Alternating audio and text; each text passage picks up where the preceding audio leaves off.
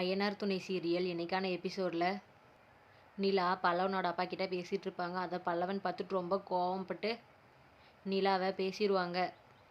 பல்லவனோட அண்ணாவும் எதுக்குடா நீ நிலா கிட்ட அப்படி பேசுன அப்படின்னு சொல்லி கேட்குறாங்க. பின்ன என்னென்ன, எங்கள் அம்மா இந்த வீட்டு விட்டு போனதுக்கு அந்த ஆள் தான் காரணம், ஆனால் அண்ணி போய் அவங்கக்கிட்டே பேசிகிட்டு இருக்காங்க அப்படின்னு சொல்கிறாங்க. சேரனும் நிலா யார்கிட்ட பேசணும் யார்கிட்ட பேசக்கூடாதுன்னு நம்ம எதுவுமே சொல்ல முடியாதுடா அப்படின்னு சொல்லி பல்லவன் கிட்ட சொல்கிறாங்க.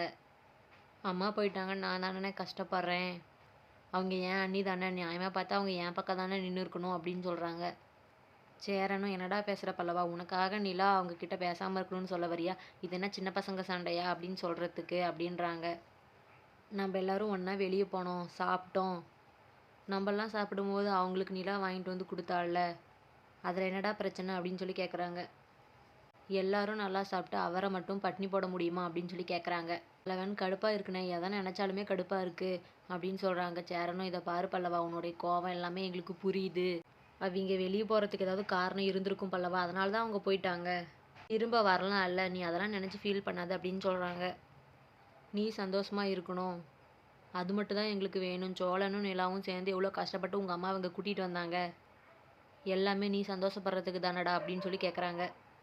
பல்லவனும் அழுவுறாங்க, அம்மா போயிட்டாங்க அப்படின்ட்டு.